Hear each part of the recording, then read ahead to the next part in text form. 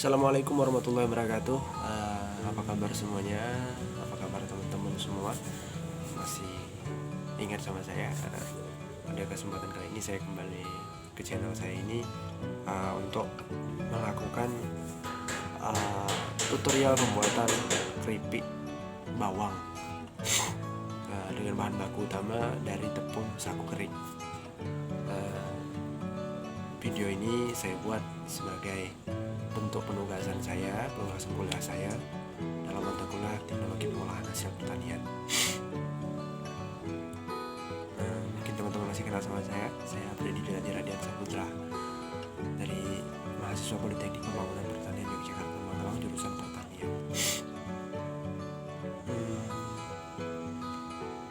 Saya doakan teman-teman semua berada dalam kondisi yang sebaik-baiknya sehingga teman-teman bisa bersemangat mengikuti tutorial yang ada di video ini. Nah, sebelum kita memasuki bagaimana proses pembuatan produk ini, saya pengen menjelaskan ke teman-teman apa saja bahan bakunya, kandungan bahan bakunya, dan kegunaannya dalam produk yang akan kita buat ini seperti apa. Jangan kemana-mana, pantengin terus video ini. Setelah ini kita bahas sama-sama. Selanjutnya kita akan membahas satu persatu dari bahan apa yang kita gunakan dalam pembuatan produk ini. Yang pertama yaitu tepung sagu kering. Ini merupakan bahan baku utama unggulan yang kita gunakan dalam pembuatan produk ini. Tepung sagu kering ini kita gunakan sebagai pengganti tepung tapioka. Dilihat dari kandungannya juga, karbohidrat dari tepung sagu ini setara dengan tepung beras, kentang, dan singkong dibandingkan daripada tepung jagung maupun tepung terigu.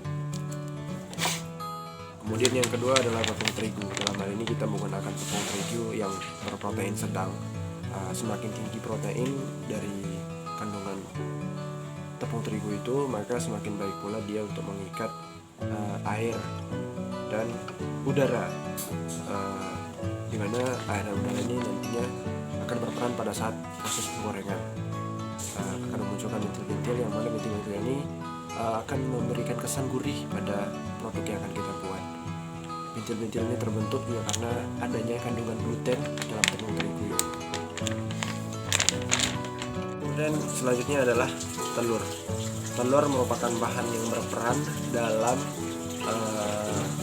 pembuatan kerupuk ini, produk ini. Penambahan telur juga sebagai penambah nilai gizi dan rasa, serta pengemulsi, yaitu pengikat komponen-komponen dalam pembentukan pemasakan adonan, sehingga adonan yang terbentuk lebih kokoh. Kemudian minyak goreng yang akan kita gunakan dalam membantu proses penggorengan produk nanti sehingga menjadi produk jadi. Minyak goreng juga memberikan kesan rasa lezat dan membantu dalam proses pembentukan tekstur produk sehingga menjadi renyah dan gurih. Kita juga menggunakan garam sebagai penambah rasa, pemberi rasa. Mungkin teman-teman juga tahu kalau tanpa garam buat masakan pasti akan terasa hambar. Begitu juga dengan produk yang akan kita buat. Selain itu, garam juga dapat menjadi sebagai penambah rasa gurih, renyah, dan termasuk juga sebagai pengawet dalam produk ini. Dan kunyit, mungkin teman-teman juga udah tahu kalau kunyit biasanya digunakan dalam makanan sebagai pewarna makanan. Selain itu juga sebagai antioksidan, anti kanker, anti karsinogen, dan penambahan ini juga sebagai penyedap, penetra bau yang gak enak pada makanan. Selain itu juga diharapkan dengan penambahan ini juga memberikan hasil pada produk yang akan kita buat. Bawang putih ini kita gunakan sebagai penambah rasa dan aroma, serta juga berperan dalam proses pengawetan produk kita. Seledri ini kita gunakan nanti sebagai hiasan dari adonan, sehingga kesannya adonan kita itu tidak terlalu polos dan terlihat menarik di konsumen. Selain itu diharapkan juga karena daun seledri memiliki berbagai manfaat, mungkin dengan penambahannya di produk kita malah menambah manfaat itu dari produk yang kita buat. Kemudian di sini ada penyedap rasa. Karena penyedap rasa mungkin teman-teman juga sudah tahu, untuk penambah rasa nikmat pada masakan dan menekan rasa yang tidak enak dari masakan yang kita buat, termasuklah dalam produk kita ini. Mentega kita gunakan sebagai pemberi aroma dan rasa gurih. Nah, mungkin itu tadi bahan-bahan yang akan kita gunakan dalam pembuatan produk ini. Sebelumnya saya ingin mengemukakan alasan kenapa saya memilih bahan bakunya dari tepung sagu kering. Alasan kenapa saya memilih bahan bakunya dari sagu kering untuk pembuatan produk ini adalah karena di tempat yang saya tinggali, di lokasi yang saya tinggali, yaitu di Lingga, Kepulauan Riau, daerah ini memiliki komoditas unggulan awalnya, yaitu sagu, dan merupakan salah satu sentra produksi sagu sebelum dilakukan peralihan ke komoditas padi.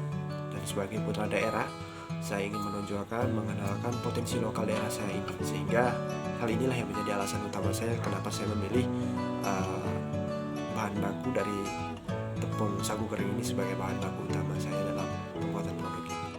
Bawang putih yang sudah kita kupas kurang lebih 1 labu kita gunakan, dan ini kunyitnya kurang lebih 1 ibu jari ya, sebesar ibu jari, dan ini daun seledri yang sudah kita cincang halus.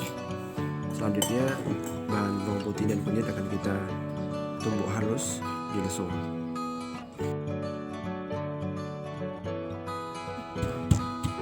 Nah, ini kita tumbuk halus ya, tumbuk halus-halus lah, biar enak nanti dicampur sama tepungnya. Tepung terigu yang digunakan sebanyak 1 on. Tepung terigu kita tambahkan bumbu yang sudah kita haluskan tadi, kita masukkan ke dalam panci. Kemudian daun seledrinya juga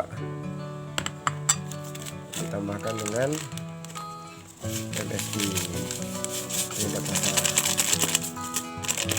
Nah, jika ditanya apakah kita menggunakan bahan kimiawi, ya, kita menggunakan bahan kimiawi berupa penyedap rasa tadi. Dan kita tambahkan telur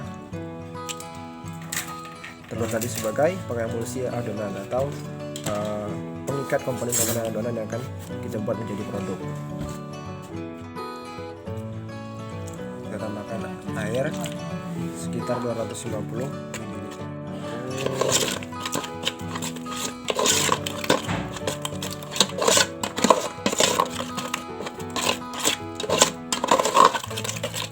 Sampai tercampur semua adonan, campur merata.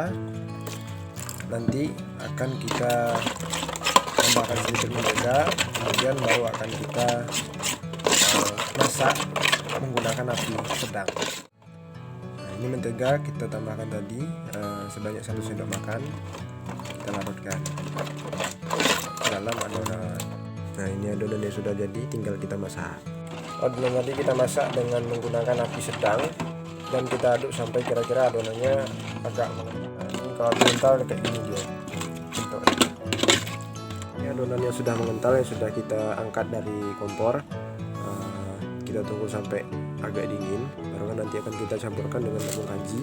Kurang lebih dimasukkan adonan ke mangkuk agar mudah kita nanti campurkannya sama tepung kanji. Nah, tepung kanji kita campurkan tadi 500 gram, tapi kita gulakan dengan komposisi yang lebih sedikit dari biasa. Nah, kita tambahkan lagi sampai adonannya kalis tercampur. Sebagai informasi ya teman-teman, jadi titik kritis dalam pembuatan keripik ini berada pada pencampuran antara tepung terigu dengan tepung kanjinya. Apabila tepung terigunya terlalu banyak, maka adonan akan keras, dan ketika sudah digoreng tidak akan terasa renyah dimakan ketika kita makan. Nah, ini adonan yang sudah jadi, tinggal kita gepengin pakai alat.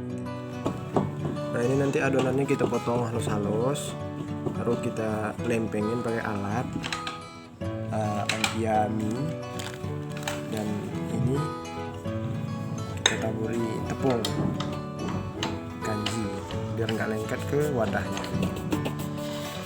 Ini adonan yang udah kita potong, yang udah kita lempengin pakai ampia itu tadi. Ini baru penggilingan pertamanya, nanti ditipisin lagi, karena kalau tebel kayak gini kita potong-potong lalu kita goreng nanti nggak dapet kesan renyahnya. Karena yang paling penting dalam pembuatan keripik itu bagaimana rasa, kemudian teksturnya, itu yang kita butuhkan.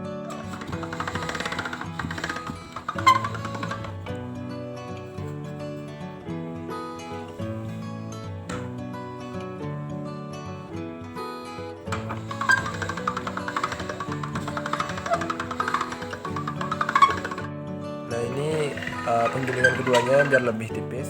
Ini nanti akan kita giling lagi biar lebih tipis ya, kayak gini. Ini kayak tipis kayak gini. Lalu saya bagian ini akan kita goreng. Perlu diperhatikan teman-teman, kalau ini kita goreng menggunakan api yang besar, maka teksturnya akan keras. Tapi kalau apinya terlalu kecil, maka ini tidak akan mengembang. Jadi perlu diperhatikan apinya cukup sedang. Minyak harus kita panaskan terlebih dahulu sebelum kita goreng. Kita tunggu sampai panasnya apinya peran sedang. Kita tunggu ya.